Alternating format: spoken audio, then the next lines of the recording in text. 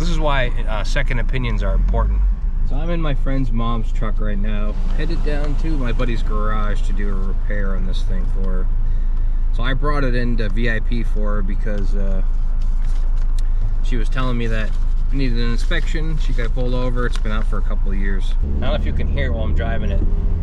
There's a flange between the catalytic converters and the muffler that is broken. It's rusty, leaking there. They quoted her $2,800 to fix that because there's no flange point between that all the way up to the manifold.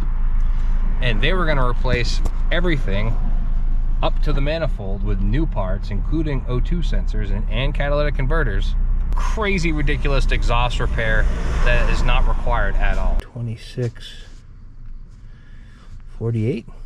So $2,648 is what they quoted for this repair. And we're at Zach's now, so.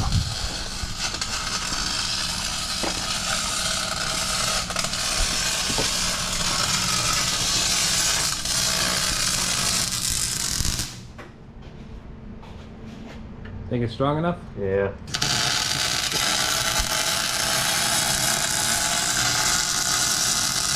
Looks like you're almost done. Just about. I gotta conjure up something to hang the spare tire. Yeah. And Frame actually looks good. Did you needle gun it? Austin needle gun. Nice.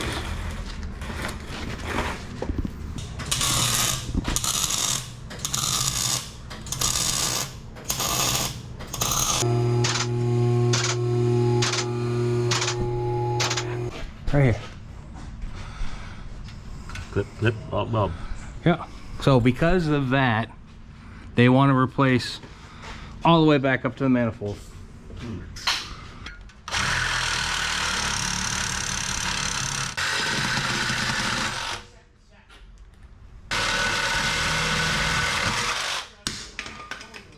Pick this out of the dumpster over there. It was meant to be. Fits in one and over the other.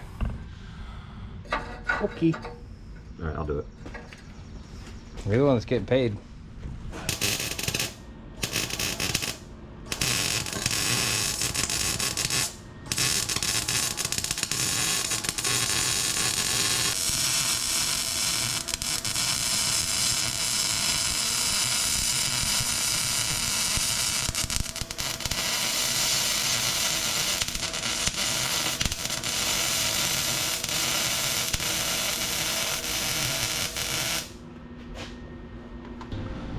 Look at that.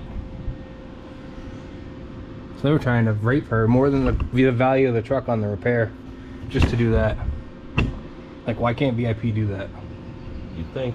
I think they can probably. They just rather sell you $2,000 in parts.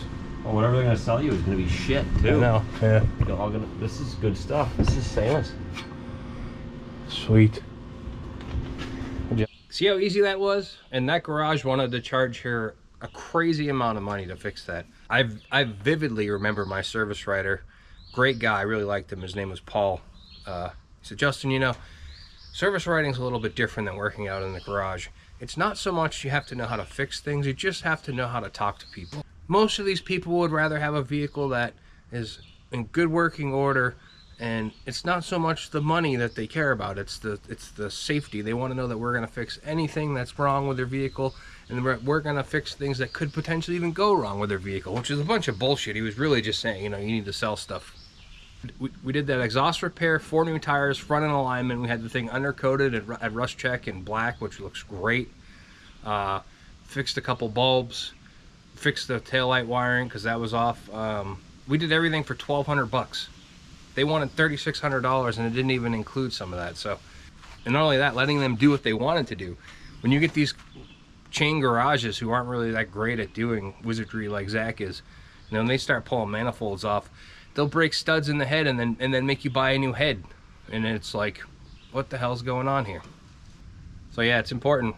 You can save a lot of money getting a second opinion. It's, you go to these garages and they do things a certain way, and most of the time, if it's a chain garage, the way that they do things is to make money. It's not in your best interest, it's in their best interest. Get a second opinion. Also, like and subscribe to these videos. I'm going to try to put more of them out this year. I'm still trying to find my niche. I'm not exactly sure what I want to do. I mean, I do like fixing stuff in the dooryard. That's kind of fun, but it's really not that entertaining. And also, when you got 20 hours of footage and you edit it all down into an 8-minute video, and then you make, you know, $7 on it, it's really not something sustainable. I got to find something more exciting or more entertaining, and then hopefully I'll be able to keep doing this. So